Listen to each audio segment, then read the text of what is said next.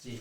दूर ग्रामीण इलाका में जब गरीब आदमी बाहर निकलता है तो अचानक किसी सांप काटने वाली दुर्घटना से सामना होती है। अगर इस तरह की घटनाएं आपके साथ भी होती है और समाज में किसी भी आदमी के साथ होता है जो कृषि क्षेत्र से जुड़े हुए हैं या अचानक रात में ऑफ टाइम के समय निकलते हैं या कुछ भी ऐसा बाइट मार्क्स होता है, तो तुरंत वहाँ पर बाइट मार्क्स के ऊपर वाले एरिया में एक बंधन बांधना चाहिए और एक जस्ट घुटने के ऊपर बांधना चाहिए। अगर यह बंधन बाइट हाथ में हुआ है तो केहूनी के ऊपर बांधना चाहिए और एक ऊपर बांधना चाहिए, नीचे ऊपर। यानी दो बंधन बांधने से ब्लड सर्कुलेशन का एक एरिया रेस्ट्रिक्ट होता है और यह प्रेशर इतना होना चाहिए कि एक अंगुली इसके अंदर एडमिट हो जाए बंधन के अंदर, जैसे ऐसे। तो इस ऐसे बांध करके आपको देन एंड देयर किसी हॉस्पिटल में आपको तुरंत चले जाना चाहिए, नज़दीकी हॉस्पिटल में, जहाँ पे स्नेक बाइट से रिलेटेड इलाज होता है, उससे रिलेटेड संरक्षण होता है, उसके प्रति एजुकेशन होता है और ट्रीटमेंट भी होता है। और वहाँ पे तुरंत आप जाते हैं तो फिर हॉस्पिटल में उस पेशेंट की जान बचाई जाती है। और इस दौरान आप किसी भी झाड़ फूक वगैरह में नहीं जाएं, ब्लेड नहीं मारें और उस मरीज को कहीं भी लेट नहीं करें। तो सबसे पहले बांधें और हॉस्पिटल जाएं। उसके बाद जब डॉक्टर आपको जैसा करता है, गाइडलाइन देता है, उसके अनुसार आपको आगे बढ़ना चाहिए। इस तरह करके हम सांप काटने से हजारों लोगों की डेथ रेट को कम किया जा सकता है। पास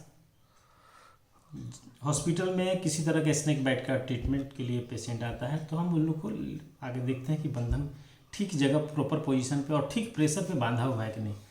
अगर बांधा हुआ है तो ठीक है, नहीं तो उसको हम रीअरेंज करके बंधन को धीरे धीरे खोलते हैं और पुराने बंधन को अचानक नहीं खोलते हैं, उसको टाइम के बाद 15 मिनट 20 मिनट के बाद पुराने को खोलते हैं। फिर इस तरह करके पेशेंट को स्टेबलाइज किया जाता है और उसके बाद से हमको 3 पॉइजन, न्यूरोटॉक्सिक, मायोटॉक्सिक और हेमेटोटॉक्सिक नाम की 3 पॉइजन जो कॉमनली स्नेक बाइट में मिलता है, उसका असेसमेंट हम लोग लोकल लेवल पे, न्यूरोलॉजिकल लेवल पे पेशेंट के करते हैं और देखते हैं कि कितने अमाउंट ऑफ पॉइजन बॉडी में स्प्रेड कर रहा है। यही हमारे फैटल रेट को भी तैयार करता है और बताता है कि पेशेंट की सर्वाइवबिलिटी रेट क्या है, पेशेंट कितना सीवियर है, माइल्ड है, मॉडरेट है या सीवियर है। उसके अनुसार ट्रीटमेंट प्लान हम लोग गाइड करते हैं और पेशेंट को कितने घंटे में छोड़ना है और इसको कैसे ट्रीट करना है। इसको ये सीजन आ चुका है सांपों का ना और हाँ, यह बहुत क्वेश्चन है कि मैक्सिमम हम लोगों ने देखे हैं पिछले तकरीबन 12-14 साल से इस दौरान कि यह मैक्सिमम पीक आवर होता है आपको मार्च के स्टार्टिंग में, होली के जस्ट पहले, और यह पीक आवर बढ़ते बढ़ते आपको जाएगा नवंबर तक।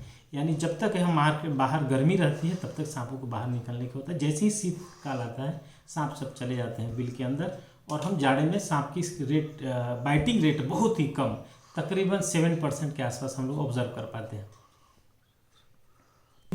स्नेक बाइट के दौरान हम लोग ट्रीटमेंट गाइडलाइन जब स्केच करते हैं तो हम लोग देखते हैं अगर पॉइजनस नॉन पॉइजनस केस में अगर होता है, मैक्सिमम केसेस में पॉइजनस नहीं होता है, और जो डेफिनेट पॉइजनस केसेस होता है उस केस में हम लोगों ने ट्रीटमेंट ऑफ चॉइस 2 होती है कि हम लोग अपने हॉस्पिटल्स में, होम्यो कैंसर सेवा हॉस्पिटल बगहा बिहार में, होम्योपैथिक वे ऑफ ट्रीटमेंट करके पेशेंट को 2 घंटे के अंदर रिलीज कर देते हैं और 10 आवर्स के लिए फॉलोअप में रखते हैं ताकि उसके अंदर कोई तकलीफ हो तो फिर वो संपर्क कर सकता है। लेकिन 99% केसेस में ऐसा होता नहीं। तो होम्योपैथिक बहुत ही सेफ, सिक्योर्ड और इजीली एक्सेसिबल ट्रीटमेंट है जिसके आधार पर और बहुत ही कम खर्च में, तकरीबन आपको समझ लीजिए कि पॉकेट खर्चा में ही आप चाहेंगे तो स्नेक बाइट का ट्रीटमेंट करा सकते हैं। अगर आपके पास ऐसी फैसिलिटी वगैरह नहीं है तो नज़दीक के गवर्नमेंट हॉस्पिटल से जहाँ स्नेक बाइट के ट्रीटमेंट की दवाएं AVS वगैरह अवेलेबल है वहाँ आप संपर्क कर सकते हैं। इसलिए यह होम्योपैथिक हो या एलोपैथिक हो, ये दोनों मिलकर मरीज की जान बचाते हैं, लेकिन यह झाड़ फूक से दूर रहे और किसी भी इस तरह के वैसे लोगों के चक्कर में ना पड़े जो अनएजुकेटेड हैं और झाड़ फूक का सहारा लेते हैं और बाद में केस खराब होता है तो वे रेफर कर देते हैं। तो वैसे लोगों से बचें और इलाज समुचित रूप से पढ़े लिखे चिकित्सक से कराएं। आपका नाम? मैं डॉक्टर पद्म भानु सिंह, होम्यो कैंसर सेवा हॉस्पिटल बगहा बिहार।